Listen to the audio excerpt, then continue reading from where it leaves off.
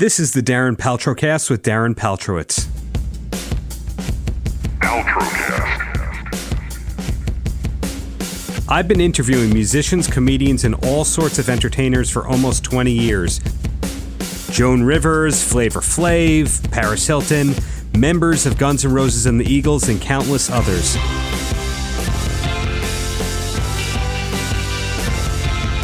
This show is about artists and why they do what they do. Paltrocast. Thank you for checking out episode 34 of the Paltrocast. On this episode, I spoke with three people with very different career trajectories who are all doing really well. Frank Turner, Billy Duffy from The Cult, and Sami Callihan. First up is my interview with Frank Turner, whose new studio album, No Man's Land, is his 8th full-length to date. It is a concept album, and the songs are about women from history. Frank was interestingly a history major during his college studies, and some of those ladies that he's talking about have connections to music, as you'll hear on there. But besides talking about No Man's Land, we also talked about Iron Maiden, which I believe was his first favorite band, his recent marriage and honeymoon, and what else you should know about him, what else he has coming up. Really great guy. A pleasure to talk with Frank. Hey, Frank, it's Darren. How's it going there? I'm good, thank you. How are you? I am doing great today. And before I ask you about No Man's Land, I want to ask if it was true that the first album you ever bought was Killers by Iron Maiden. It certainly is true, and I'm very proud of that I am too, and I have the artwork tattooed on my leg. Wow. So you're still a Maiden fan to this day? Maiden, one of those bands, they're like a first in, last out kind of band, you know what I mean? Like, you will take the rest of my record collection out of my cold, dead hands long before you get my Maiden records. And the last question about that is, who's your favorite guitarist from Maiden? Favorite guitarist from Maiden's got to be Dave Murray, really. I mean, he's the OG, you know what I mean? I think Adrian Smith's incredible, but I think it's got to be Dave Murray. I think that is the correct answer, and you win. So looking ahead at No Man's Land, it's been out about a month and a half now, and you did a very unique thing in having a podcast about the album to kind of tell the story and build it up. Have you been a podcast fan all along? I've listened to some podcasts. I've always been a bit wary of diving too deep into the world of podcasting because I just feel like I have little enough time to listen to music as it is. And if I get deep into podcasting, I'll never listen to enough records ever again. But having said that, yeah, there's a bunch of podcasts that I love that I'm really into. My friend Scroobius Pip does one called Distraction Pieces, which is killer. I've been listening to Jake Brennan's Disgraceland quite a lot recently. And the other thing is, like, I've been on the receiving end of podcasts many times. You know, I've been the interviewee. But it's quite a different experience actually being the person in the driving seat, and I've learned a lot in the process of making my own podcast about how challenging that can be. So I've kind of come out of it with a newfound respect for full-time podcasters. And in terms of No Man's Land, did you have the concept before you started making an album, or had you written songs before that? What was the journey with that? The very first kind of beginning for No Man's Land was that, like, it's my 8th record. I always want to try and push myself and do different things and do new things within my own catalog when I'm doing something new. And I've always been an autobiographical writer. You know, I tend to write in a confessional style about my own life, and that's cool, and that's been fun. But I wanted to explore writing in a different way. So the very first thing I was trying to do was just write songs about somebody else's life. You know what I mean? And then as a corollary to that, to get my kind of love of history and my general history nerding kind of into my music as well, because that is my other passion in life. So initially all I wanted to do was write some history songs, write some storytelling songs and tell some stories about some characters who maybe people didn't know about all that much beforehand. After I'd had about 5 songs in the bag, I realized that all 5 of them were about women, and that struck me as kind of interesting. And there's an implicit politics to the fact that in trying to choose stories about people who've been underrepresented in the historical record, I ended up only writing about women, you know. So at that point, I decided to follow that road to the end and see where it would take me. And so at that point, I started like looking for people to write songs about. But in the beginning, it was just a storytelling record. That's almost like a filmmaker's approach where you interview people who were involved with stories before that. Did you do that? Did you actually travel to places to meet people or family members related to these songs? I did once we got to the podcast side of things. When I was actually writing, I mean, you know, I'm wary of saying that I did like research because I actually studied history at university and I know what real research looks like, and I wasn't doing that. You know, I wasn't in a bunch of archives with cotton gloves on or any of that kind of shit. But, you know, I read everything that I could lay my hands on. I mean, given the type of people I was trying to write about, in a lot of instances, there weren't that many things to read. You know, the record's pretty sparse. But yeah, once we got to the podcast, I mean, I've been really fortunate. You know, I've spoken to Sania Shatarawi, who's Huda Shatarawi's granddaughter. I went to the Dodge City Museum to talk about Dora Hand, who died in Dodge City in 1878. I got to go to the Rock and Roll Hall of Fame and see a bunch of stuff that used to belong to Sister Rosetta Tharpe and talk to the archivist there. So I have been able to connect with it a little bit, which has been a really wonderful privilege. Sister Rosetta, which you just mentioned, was the first single on the album. Was that the first song also written for the album? No, it wasn't actually. The first song I wrote for the record was a song called Ginny Bingham's Ghost, which is a song about a witch from Camden Town. And that, I mean, that's quite a good example of what I'm talking about in terms of methodology, in the sense that I wanted to write a song about Camden, which is like the punk rock area of North London, and I love it to pieces. But there's quite a lot of people who have written songs about Camden directly in the past, whether you're talking about Suggs from Madness or Pete Doherty from the Libertines or whatever. So I wanted to write about Camden and take a slightly different angle on it, and I found this story about this woman from Camden in the 1600s who was alleged to be a witch. Of course, she wasn't really a witch, there's no such thing, but she was a really interesting character, so I wrote about her. And you said in the press release that she's a way better guitar player than you. Is that true? Sister Rosetta Tharpe, yeah, absolutely. I mean, I think one of the things I find kind of musicologically interesting about her is that she was a Pentecostal, you know, she was a holy roller, and they do all their speaking in tongues business, which I have to add, as an English person, is really quite weird to me. But I mean, there's a definite kind of direct line between that kind of like Pentecostal speaking in tongues form of self-expression and the way that Sister Rosetta Tharpe played the electric guitar, which laid a lot of the blueprints for how everybody from Keith Richards on down played the guitar. So, you know, I found that connection really interesting. And yes, she is definitely a better guitar player than me. Well, I find with artists, it usually goes either way. When they finish an album that was very involving, that they either are already thinking about the next record, or they're saying, I want to do the exact opposite thing that I did on this record in the future and not think about my next one for a long time. Which one are you closer to? You know, I mean, the thing is, there's this inbuilt time lag in the music industry. You know what I mean? I finished recording this album back at the start of this year, and I finished writing it quite a while ago. So I've had time to move on from it sort of on a personal level. I've been writing quite a lot of stuff lately. I mean, having said that, I've just put out 2 records in 2 years, and I feel like I've got a bit of time to just like, you know, sit back and chill out a little bit, give myself and my audience a bit of breathing space before I do something new. But I got a bunch of new songs coming, and I'm very excited about them. But as ever, they're very, very different from the stuff that's on No Man's Land. I'm hopefully going to do something different this time around as well. And do you think we might ever see things come full circle in terms of that Maiden influence? I ask that because I find that most people, what they loved when they were 13 and 14 years old, eventually they hit that point in their 30s or 40s where they rediscovered it, and then they go, why did I ever stop doing that? Yeah, you know, I mean, the thing is, the problem with that is that, in all honesty, I never quite played in like a proper metal band because I'm not a good enough musician, and that's a true fact.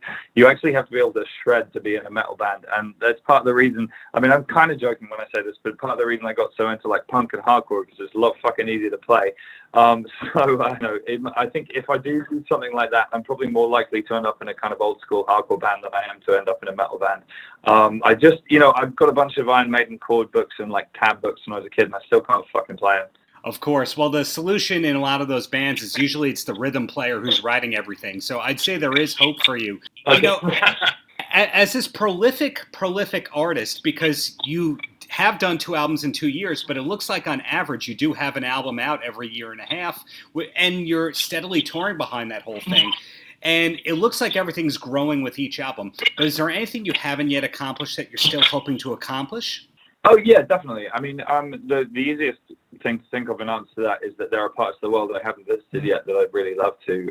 So I've never been to South America yet, and I really, really want to go to South America. To play some shows there, so that's cool. But I mean, I think it's quite a good discipline in life to try and be your own harshest critic, and I spend a lot of time being critical of my own songwriting and trying to figure out how I could do it better and how I could improve. And I definitely think that I have better songs in me yet than ones I've written to date. So that's a big thing for me. And is there a lot of life for you outside of music? There is more now than there was in the past. I definitely had a long period of time where all I did was play shows, tour all the time. We used to do like 300 days away from home a year. You know what I mean? It was kind of manic, and that was kind of cool in my 20s. I mean, having said that, I definitely kind of reached a point where I was kind of doing myself some kind of physical and mental damage by living that way. And I still tour a lot, and I love it, and it's the thing I want to do with my life. Having said that, I don't want to kill myself, and I don't want to become one-dimensional in the process. So I'm working on having more life outside music. The big thing, obviously, is that I just got married about a month ago. So I'm enjoying married life, and I went on a honeymoon, and it was killer. And when people pretty much travel like living like you do, they usually don't want to be on the road when they don't have to be. So did you actually do a staycation for your honeymoon?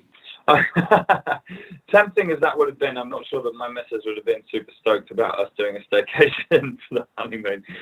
No, we went to Sicily, actually, and it was amazing. I'd never been there before, and I had an absolutely amazing time. Wow. So South America on your eventual to-do list, Sicily on your recently completed list. It never stops for Frank Turner. So in closing, Frank, any last words for the kids?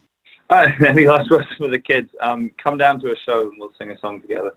Next up is an interview with Billy Duffy from The Cult, and we recorded that one in mid-September, right before it had been announced that they would be doing the 30th anniversary of the Sonic Temple album's world tour, or at least the continuation of it into the northeastern United States. So the band is on the road promoting that 30th anniversary edition of the album, definitely a classic, and the tour, and Billy himself has really kept busy over the years with a variety of bands, including Camp Freddy, Kings of Chaos. He really never stops working. He also has his own line of guitars, which we spoke a little bit about. But I also got him to open up about life off the road, life outside of music, which I don't think he talks very much about. Really a pleasure to speak to Billy. I think this is the third time I've interviewed him, and hope it's not the last. We are talking about the 30th anniversary edition of Sonic Temple. And I want to know how long that was in the planning stages for. Probably about a year, I think. On and off. I think it was about a year. And did you know that all that archival stuff was there? Or is it that something that somebody discovered later on in the process after they knew that there might be this release? Well, no, I knew it was there because we released something called Rare Cult a long time ago. And I was pretty familiar that there was that. I mean, I didn't know every single minute detail, but I knew there was a fair amount of stuff there for us to pick from. And it had been some of it had been gone through before. So, it wasn't a complete surprise.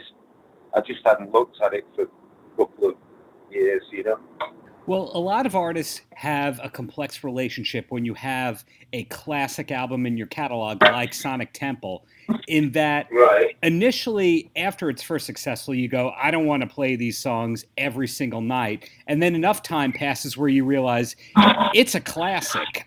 This is what the people want to hear, and the people get excited. So I'm curious when you figured out Sonic Temple was an album that people wanted to hear, not just a bunch of hit songs that were from, 30 years ago. Well, I think, to be honest, the main reason. Well, we've done a couple of album tours before, and people seem to, the fan base. These days, it's really about the kind of loyal fan base. They stuck with us for so long, so I think it's really more about them, and with social media and everything else, it's pretty easy to understand that they would want to hear it. Although I think the format of just playing an album, loads of bands have done it. It's nothing particularly unique, but the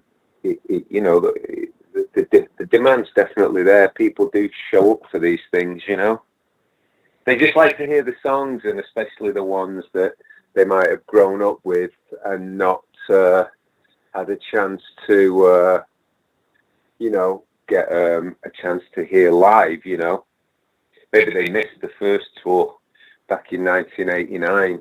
Well, are you somebody that personally likes playing the hits? Because that's another thing where you hear artists say, I'm tired of the hits. It's exciting to see the crowd light up. And then there's other people that go, no, there is the reason they're the hits. They're the great songs.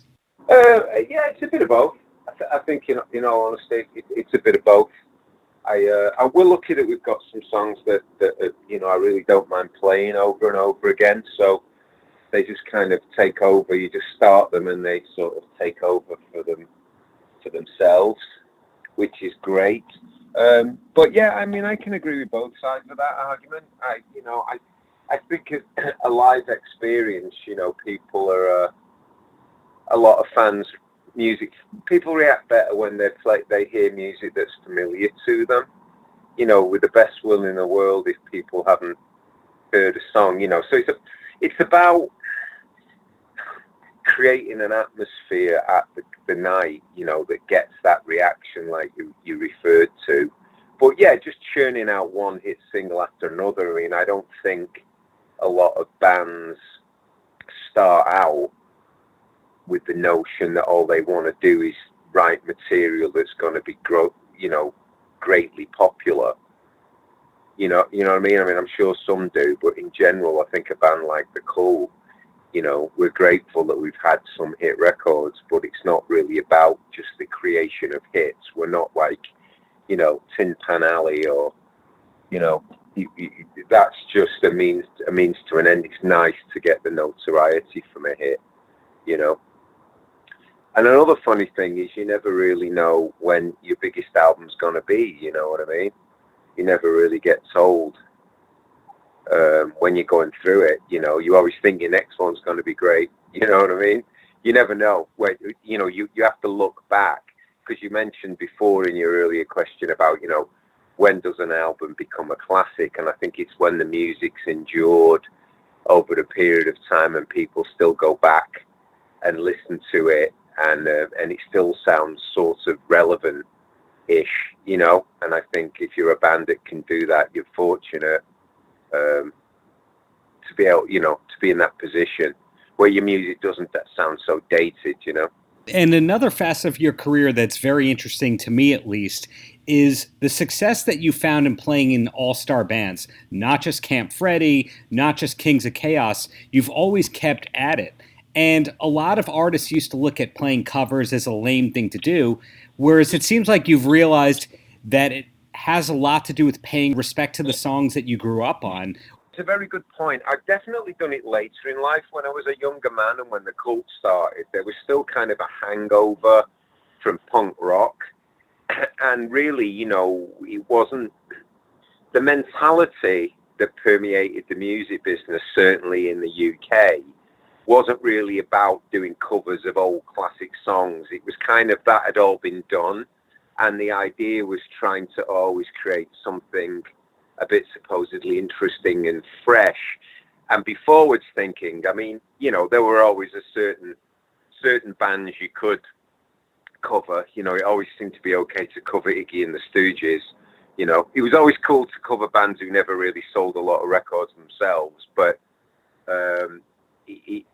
and also another thing, most bands growing up in the UK, we don't have a huge that circuit where you learn as a musician to play covers in clubs. You know, nobody I knew grew up doing that. It was always about writing your own music. There was no, I'm going to be like a club guy who plays the relevant hits of the month, you know. So we never had that. So in answer to your question, later in life, after I'd achieved some things and seen some things and done some stuff with The Cult, towards the more in the arc of my life, towards more the end of my career, I've kind of embraced playing with people and enjoying a bit of fun and camaraderie. And I think it's actually a very good question, because all those guys who do those bands, they do it because they want to.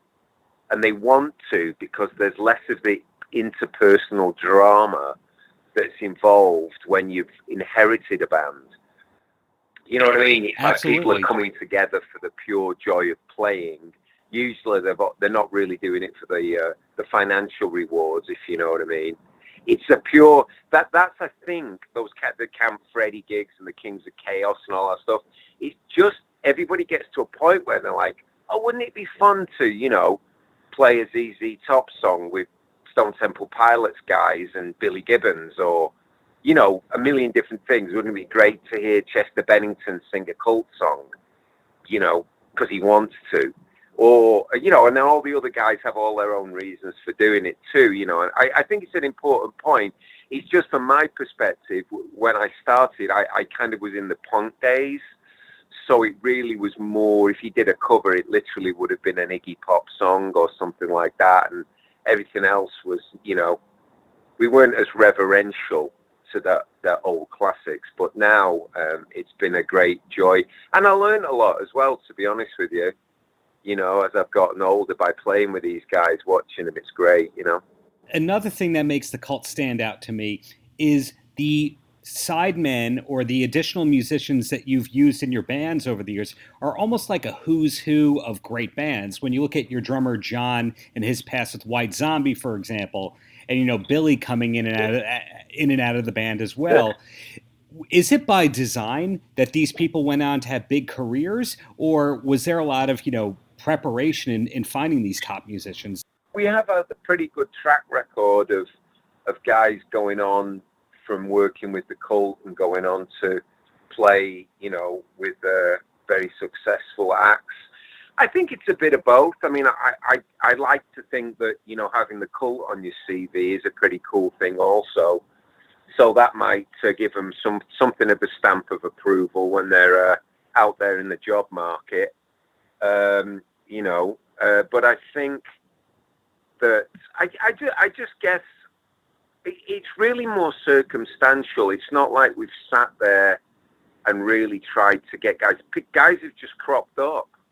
And I guess guys who are attracted to play with a band like the Cult, which is, as much as we've had some success, I wouldn't call us an overtly commercial type enterprise. You've got to have something about you to want to kind of play the Cult's music. I think stands you in good stead to go on, and obviously the guys who've been in the band and who they've played with. So it's been cool. I mean, ironically, it was never by circumstances have always led us to have to get different guys in the band. It's not like we wanted to. I would have happily stayed with the first couple of guys we ever had. I'd love to be like you two and have kept the same lineup, but I always admire bands who can manage that, but it's hard enough for just me and Ian to get along. So I can't imagine, what I'm saying, if you multiply that dynamic equation out by another two guys who've been there for nearly 40 years, it's a rarity, put it that way, as you know. And we've talked about this reissue of Sonic Temple, this impressive 5 CD reissue. And of course, the Cult is still regularly touring, and you have the occasional kind of gigs and collaborations like Above Ground, I know that you'll be appearing at. And plus, you have your new line of guitars, or at least you've had a line of guitars for a couple of years. Is there anything that I missed that you're working on? No, that's what I do. I mean, if something fun comes up, an opportunity to play, I'll do it. I'm a person who has a pretty content life outside of being in a band. I'm very fortunate personally at the balance and at the fact that the Cult still gives me that opportunity to go out and play songs I wrote and, engage occasionally in writing some new music, which is fun once in a while, despite the obvious challenges. I'm a very lucky guy, so I'm just really at this stage of the game trying to enjoy stuff. And I've been, people have sort of approached me about doing signature guitars, and again, I only do it when I believe in the guitars and I believe in the company. I don't just endorse any old thing. It has to be something that I think, if I'm going to stand behind it, that I feel that if somebody buys it, that I've given them a good recommendation, So is there life outside of music for you, or do you tour so much that when you have off time, you just stay home? There's definitely life outside of music. I'm fortunate that I can find ways to amuse myself. I'm not a guy who needs to have a studio in my house and constantly be doing that. I've never been that guy. I have friends who are that guy, and I have friends who are not that guy. And all of us have had varying degrees of success. I don't think there's a right or wrong. It's just whatever works for you. as a human being. You know, some people need to be constantly engaged with music in some way, shape, or form. With the Cult, we don't tour with anywhere near the amount of gigs that we used to, but we do seem to keep ourselves fairly busy. You know, we've played concerts every year for the last 16 years, pretty much. So, or 13 years, something like that. I can't remember. We've done, you know, we're active every year, but we don't just hammer it. You know, I don't really think the desire is there to beat ourselves up anymore. You know, the old adage, you know, I'll do the gig for free. I just want to get paid for the 23 hours a day that it takes me to get to the point of walking on stage. That old cliche rings true a little bit. You know, I think that, you know, the longer you're around, I mean, unless you're flying on private jets and staying in a suite at the Four Seasons and doing 3 gigs a week, which, you know, some bands do, if you're not in that kind of like elite world, which I've seen that world, and I've walked through those corridors once in a while. You know, people are like, oh, it's great, those bands are still going. I'm like, yeah, well, it's not that tough when each of you's got your own personal tour bus and you're up playing on a private plane, and, you know, you're staying for a week at a time at a Four Seasons. You know, I wouldn't call that roughing it, but when it's all of you in the back of a bus or a van or whatever, with the, you know, that's no life for an older fella. There's a big difference between keeping I have a lot of incredible respect, more for musicians who are in smaller bands, who've been going and making good music, but have never had the great, you know, international material success. And those guys are still out there in the back of the van or you know, piled in a tour bus, just beating themselves up, man. They, you know, God bless them, you know. Well, 2 quick questions, and then you're a free man. And the first one... Yeah, sure, man, no problem. The first question is, and this is a weird question, but something I'm intrigued about after seeing the Cult live a few times. Do you have a road case of just tambourines that are there to be smashed? Well, not my department. You know, that's lead singer / drums. But I can tell you that there are specific tambourines that Ian likes that are not that expensive. They're actually quite cheap and cheerful. I think they might be made in India or Pakistan or somewhere. They're actually, and he uses them because he likes them.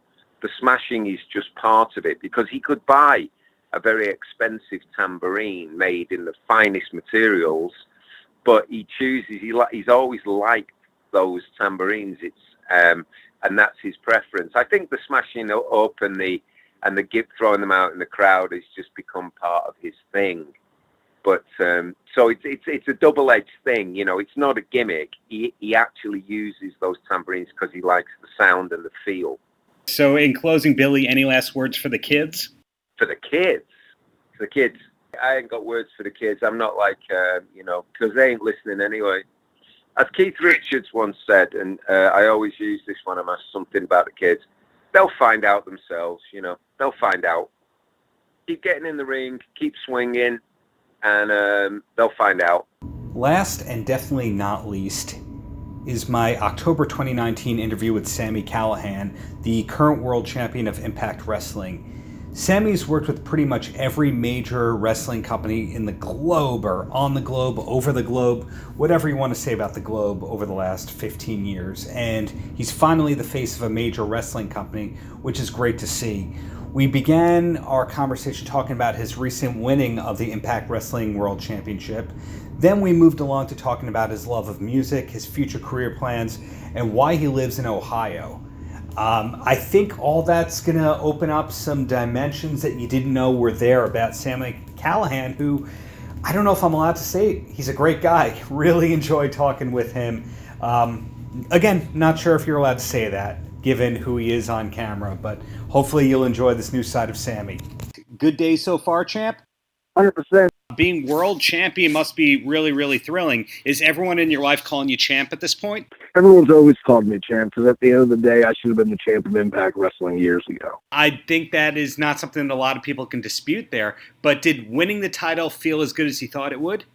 Yeah, it's somewhat of a validation of my career, but this is just the start of things. I'm a very goal-oriented person. This is one goal, now we're on to the next goal. I'm never complacent just sitting around and looking back at what I've done. It's all about what I'm going to do. Absolutely, but unfortunately, Tessa Blanchard kind of ruined your moment in there. I'm sick of hearing about Tessa Blanchard. She's a spoiled little brat that came out and ruined my moment because she wanted to make herself famous off the name of the draw.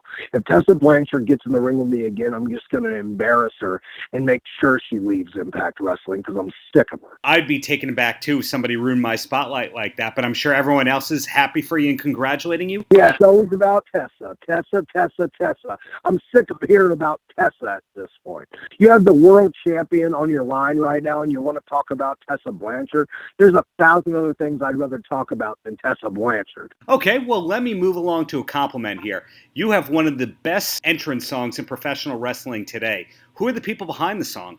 That song was actually done by my brother-in-law, who's an absolutely badass recording artist that's trying to break into the field right now.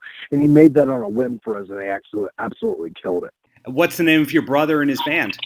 They don't have a band name right now. His name is Stefan Galifianakis, and he's going to be a big star someday in the world of music as a producer and a music writer. He made that entire song by himself, the drum, the guitar, the vocals, every aspect of that song he did himself.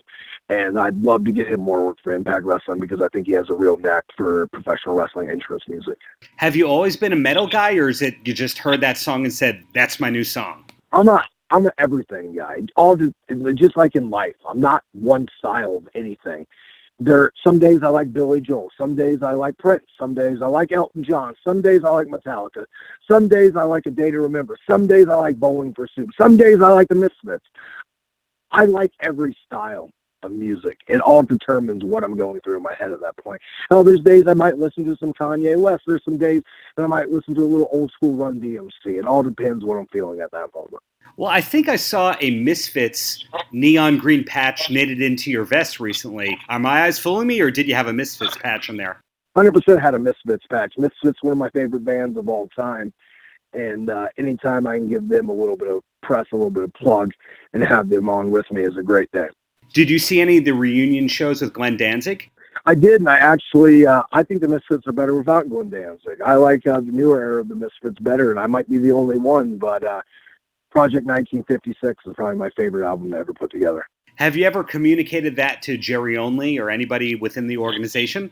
I have not. I would love to do that if someone out there can help set up me in a meeting with the Misfits, because I'd love to kiss their ass a little bit and give them the gratitude they deserve. Misfits is a band that a lot of wrestling fans seem to be into. Were you into the Misfits even before you were into wrestling? I was always into the Misfits. Misfits was a band that really brought me up when I was a childhood. My brothers were Misfits fans, so I got into the Misfits at a really young age. Got it. And another topic that I find interesting about you is, of course, your allegiance to the state of Ohio. And I had the pleasure last summer of going to Columbus on a press trip. The city invited me and all that. Do you still live within, 40, 50 miles of Columbus? I live in Dayton, Ohio, so I'm right in the heart of things. I'm 45 minutes from Columbus, 45 minutes from Cincinnati, 2.5 hours from Sandusky, the roller coaster capital of the world. I live in a great spot in Ohio right now, especially over the past couple of years. Since I moved back to Dayton, I realized that the entire Dayton community and area has been rebuilt because Dayton got real bad for a while. But over the past 5 years, a young group of people have started buying out parts of the city and really revamping it.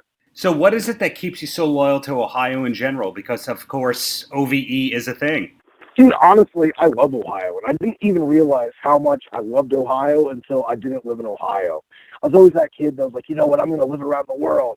And then I lived around the world, and now I want to be back in Ohio. I bought my first home that I've ever purchased in my life because of professional wrestling in Dayton, Ohio, because I love this community, and I want to give back to this community. There's something about being from Ohio that people not from Ohio will never understand. It's this group of community. People from Ohio love Ohio.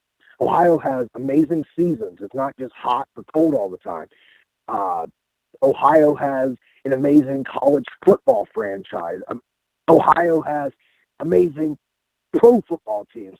Ohio has two of the best theme parks in the entire world, and me being a coaster enthusiast of America, I think that's one of the main reasons I love Ohio. I have season passes to Cedar Point and Kings Island every year because I really am a coaster fiend, and getting a chance to have two of the most badass amusement parks in the planet within driving distance is all right by me. A Misfits fiend and a Coasters fiend, which is a pretty rarity right there. But I'm curious, with living in Ohio, it must be harder to travel to a lot of destinations, or is it that you really drive everywhere instead of flying? At this point in my career, man, I'm sick of airports. I fly a lot to begin with, but I think Ohio is a perfect hub for, up-and-coming professional wrestlers right now because it's right in the heart of Midwest, and Midwest professional wrestling is thriving right now. This Midwest territory has blown up, and it's a place to get noticed in the world of professional wrestling. Ohio is within driving distance of Chicago, Michigan, Kentucky, Tennessee, Indiana, Pennsylvania, and Philadelphia, which is another hotbed, New York City. You could drive there from Ohio under 10 hours. And honestly, anything under 7 hours at this point, I'd rather drive because I get my own time. I'm going to go sit at the airport for just as long as amount of time to go somewhere as I would driving there. But if I am driving somewhere, I have the Dayton Airport, which has blown up over the past couple of years, where I can fly anywhere in the world. Sounds like I have to be checking out Dayton in the near future. And when I was in Kentucky a couple of weeks ago on a press trip, Myron Reed was crediting you for giving him his start in a way and also saying that you played a role in MJF's career. You know, obviously, you're a tough guy in the ring, but people outside of the ring love you. When did you realize the importance of giving back and preserving wrestling by teaching the younger people out there? Not everyone in the business loves me, so let's not get that construed. But I've always been a guy that wants to give back to this business because I was treated like shit when I was younger. Anyone that works hard for me, I'm going to bust my ass and work hard for them because that's how the business should be. I don't do it for a thank you. I don't do it for gratification. I can list on and on and on and on and on about all the younger talent that I've helped build and helped hone and help them become who they are, and just give them that little piece of advice or that little piece of criticism that they may have needed. But I'm not going to do that because it's not about that. I do this because this is what professional wrestling needs. Hell, my company, the Wrestling Revolver, has been huge of getting some guys signed to Impact Wrestling, younger talent that never would have gotten the opportunity unless they would have the chance to become who they are with my company. Right, and another interesting thing about you, because everything is freaking interesting with Sami Callihan, is that you were one of the most visible people on the Chris Jericho cruise last year. Was it an enjoyable experience for you to be on that cruise? I ate and drank way too much. To be honest, like, the 3 days afterwards was complete hell because I was hungover for probably a week and a half. Well, it was a shame when everyone had to turn against you in that last match there, or is that something that we don't talk about? No, honestly, I think that's great because at the end of the cruise, everyone was talking about me like they should have been. So 2020, you're hopefully coming into 2020 as the champ, but what does the immediate future look like for Sami Callihan? Sami Callihan making the Impact World Championship the big belt in professional wrestling. I don't care what company you work for. I don't give a damn what championship you represent. I'm saying right now that the Impact Championship, the Impact World Championship, is the belt in professional wrestling right now. Because it's not about the belt making the man, it's about the man making the belt. And I make that belt the big effing belt in professional wrestling. And I'm going to keep celebrating until the day I lose it with a little bit of beer because that's what men drink, and not a little bit of the bubbly because that's what bitches drink. Bubbly's for bitches. All righty then. So in closing, Sam, any last words for the kids? Yeah, check me out on all social media platforms, at the Sami Callihan on Twitter, at Official Callihan on Instagram. Also check out my company, The Wrestling Revolver, at PW Revolver on all social media platforms, as well as www.prowrestlingrevolver.com. Thanks for listening to the Paltrocast with Darren Paltrowitz on the Pure Grain Audio Network.